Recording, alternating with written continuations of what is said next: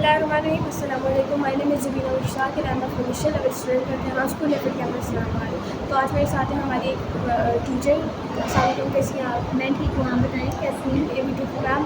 तो आप हमें थोड़ा सा इंट्रोडक्शन दे देते कि हमारी व्यूअर्स कितना चलता है। अच्छा, मेरा नाम राबिया तोकी है और मैं पहले एक हाउसवाइफ थी और मैंने एमए हिस्ट्री किया है। इसके अलावा मैंने 8 साल जो है वो बच्चों को एक होम घर पे एक ट्यूशन सेंटर्स था जो कि मैं बच्चों को पढ़ा रही हूँ।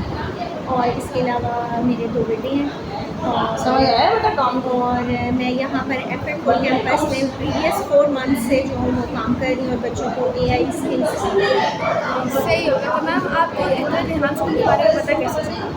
एक्चुअली मेरे ब्रदर इन लॉ थे जो कि कराची से मूव ऑन हुए हैं, ठीक है। उन्होंने पूछा था, मतलब उन्हें पता चला और उनका बेटा जो था वो पिछले 1 साल से रेहान स्कूल में जो है वो पढ़ रहा है, वो लेवल 1 पे है। तो उन्होंने हमें बोला कि आप भी मतलब ना बाराकों में अपने बच्चों को करवा लें, लेकिन वो हमें क्योंकि नियर बाय नहीं है सो हमने इतना ध्यान भी नहीं दिया इसके ऊपर। तो जब F8 में खुला तो भी हमें उन्हीं के थ्रू पता चला कि F8 में एक कैंपस खुल गया है। तो उन्होंने मुझे बोला कि आप जाएं वहाँ पर और हनान का एडमिशन करवाएं ताकि वो भी सीखें। और इसके अलावा उन्होंने मुझे भी बोला घर पे कि आप खुद भी जाएं, खुद भी सीखें वहाँ पर और खुद सीखें, वहाँ पर जॉब करें।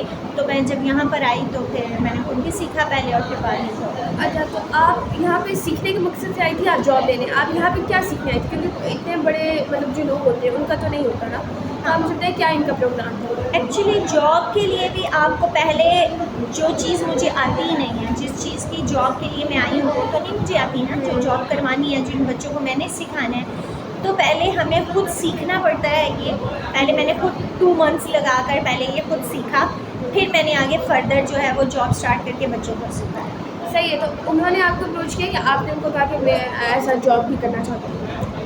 एक्चुअली मेरे बहनोई ने पहले से बात की हुई थी इसके मुतालिक कि मतलब जॉब के सिलसिले में ही आना था, लेकिन बाद में मुझे यहाँ आके पता चला कि पहले ही मुझे खुद सीखना पड़ेगा, फिर मैं बच्चों को सिखाऊंगी। और इसमें है क्या, तो एक्चुअली ये सही भी था, पहले मुझे खुद सीखना चाहिए और फिर ही मैं दूसरों को सिखा पाऊँगी। सही है। तो आपने किससे सीखा? क्या प्रोग्राम था? किस तरह से आपने सीखा? एक्चुअली यहाँ पे जो बच्चे थे हमें सिखाने के लिए पहले से मौजूद थे, जो लेवल 1 के बच्चे थे। और यहाँ पे चूँकि प्रोग्राम जो है वो बेसिक है, तो पहले मुझे भी बेसिक सिखाया गया। 2 मंथ्स के अंदर अंदर हमारी भी बुक थी, वो हमें कंप्लीट करनी थी और फिर आप हमें टीचर ट्रेनिंग में थी ना? जी टीचर ट्रेनिंग। आप टीचर ट्रेनिंग में थी? टीचर ट्रेनिंग में वो टीचर ट्रेनिंग फिर मैंने 2 मंथ्स की कंप्लीट की और फिर मैंने जॉब स्टार्ट की। अच्छा, आप ये बताएं कि टीचर ट्रेनिंग प्रोग्राम और ये जो अभी आप बच्चों को सिखाते हैं तो इसमें क्या डिफरेंस है? एक्चुअली टास्क वही होते हैं, सेम हम लोगों के ना, मतलब वही चल रहा होता है, लेकिन ये होता है कि हमारे शॉर्ट कर दिए जाते हैं क्योंकि हमारी एज उस तरीके की है, ठीक है। हमें बेसिक बता दिया जाता है कि बेसिक टास्क आएगा तो बच्चों को आपने ये करवाना है। कोडिंग के टास्क आएंगे तो आपने कोडिंग के टास्क किस तरीके से करवाने हैं, टेडेक्स आएगी किस तरह करवानी है, इंटरव्यूज़ आएंगे तो किस तरह करवाने हैं। लिमिटेड कर दिया है, शॉर्ट कोर्स कर दिया है 2 मंथ्स के ऊपर उसका टीचर्स का। बच्चों का एक्चुअली है कि 6 मंथ का है हमारे पास और जो हमारा है वो 2 मंथ्स में था। सही। तो आप मुझे बताएं कि आपने जैसे फर्स्ट टाइम आई आप यहाँ पे, फर्स्ट इंप्रेशन आपका क्या था इस कैंपस के बारे में, इधर के रवैये के बारे में? ऑब्वियसली मैं खुद चूँकि बहुत टाइम से घर पे मौजूद थी, घर पे रह रही थी, मुझे नहीं पता कि बाहर क्या चल रहा है क्या नहीं चल रहा। घर के अंदर कमरे के अंदर तो बच्चे आते हैं, ठीक है, कोई आपसे आके मिलता है, कितना ही आप जान लेते हैं किसी को, ठीक है। लेकिन जब आप बाहर निकलते हैं तो एक्चुअली घर के खाने पकाने से, घर के कपड़े धोने से, इस्त्री करने से जब बाहर निकलते हैं तो आप देखते हैं लोगों की सोच डिफरेंट हो चुकी है, लोगों के नज़रिए रवैये आपको समझ में आने लगते हैं। तो मेरे ख्याल से मैंने जो यहाँ पे इन 4 मंथ्स में सीखा है, मैंने सीखा है कि दुनिया बहुत आगे चली गई है और मैं शायद बहुत पीछे थी और अगर नहीं आती तो मैं शायद ये सब नहीं सीख पाती। सही है। तो आपने जैसे कितने टास्क थे आपके बुक के अंदर? हमारे 250 समथिंग। तो जैसे हमारे 180 है, हम 4 महीने में वो इतने ज़्यादा कंप्लीट नहीं कर सके, तो आपने 2 मंथ्स में कैसे किया? कैसे? मैंने तो 2 मंथ्स में इस तरह कंप्लीट किया क्योंकि हमारे लास्ट डेज में हमें छुट्टियां भी दी और मुझे ये शौक़ भी आया पर्सनली। मैं अपना बताऊं तो मुझे इतना शौक़ है, आपको मैं बताऊं, मेरे पास फैसिलिटी नेट की अभी नहीं थी घर पे। मैं आपको ये बताऊं, मैंने अभी लेट किया ये क्योंकि मेरे पास फैसिलिटी नहीं है घर पे नेट की अवेलेबल, तो मुझे यहीं आके कैंपस में करना पड़ता है। लेकिन मुझे शौक़ है कि मैं जल्दी से ये बुक्स ख़त्म करूँ, मैं खुद और नई चीज़ें सीखना चाहती हूँ और नई चीज़ें एक्सप्लोर करना चाहती हूँ। मुझे मेरा खुद दिल करता है कि मुझे सब कुछ आए। सही हो गया। तो जैसे आपने उस टाइम पे अपने घर को कैसे मैनेज किया, ये चीज़ें ये कैसे होते हैं, और अभी जैसे होता है, अभी जैसे आपके बच्चों के स्कूल शुरू हो गए होंगे तो मेरे ख्याल में इवनिंग शिफ्ट में, तो आप उनको कैसे मैनेज करती है, कैसे पूरा दिन? एक्चुअली पहले जैसे कि मॉर्निंग में इवनिंग शिफ्ट में था उनका, ठीक है, तो सुबह मैं उनको अपने साथ यहाँ पर ले आती थी। एक बेटा मेरा यहाँ पे सीख रहा था, दूसरे को मैं यहाँ पे थोड़ा सा गाइड कर देती थी कि ये करो बैठ के, यहीं से वो स्कूल चले जाते थे। अब चूँकि उनका इवनिंग में और हमें भी यहाँ इवनिंग में आना पड़ता है, तो मैं मॉर्निंग में अपने काम जो वो सुबह 8 बजे से स्टार्ट होती हूँ, खाना वगैरह बनाती हूँ, फिर साथ में मेरा 10 से 12 अपने बच्चों को पढ़ाने का होता है। मतलब ये कभी भी नहीं हुआ कि मैंने अपनी जॉब के साथ, अपने घर के साथ कॉम्प्रोमाइज़ किया हो अपने बच्चों की स्टडी को, ऐसा नहीं है।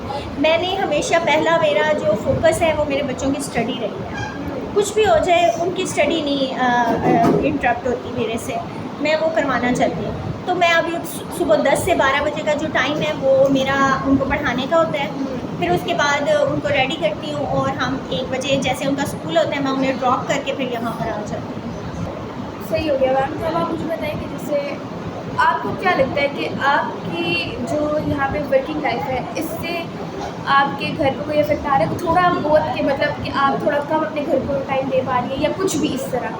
आपके जो है शो हस्बैंड, वो आपको कुछ कहते हैं इस तरह कि आप नहीं ये कर रही, ये चीज़ ऐसा है ज़ुबीना कि मैंने हमेशा से जॉब की है और हमेशा से घर और जॉब बैलेंस किया है। शादी से पहले भी अल्हम्दुलिल्लाह हम टीचिंग करते थे, और टीचिंग मीन्स हमें अपने घर में खुद काम करना पड़ता था। हमारी मदर काम नहीं करती थी, वो कुछ भी नहीं करती थी, सफाइयाँ बर्तन वो नहीं करती थी, हम खुद करते थे। हमें सुबह 5 बजे उठना पड़ता था और घर पूरा साफ़ सुथरा करके हमें बर्तन धोकर नाश्ता बनाकर स्कूल टीचिंग करने जाना होता था। उससे पहले हमारे काम ख़त्म हो चुके होते थे। फिर जब हम घर आते थे, वहाँ एकेडमी भी साथ में पढ़ते थे हम, स्कूल पढ़ाते थे और उसी में एकेडमी खुद भी मैं पढ़ती थी। और जब शाम को आते थे तो शाम को खाना भी बनाना होता था, हमारी मदर काम नहीं करती थी।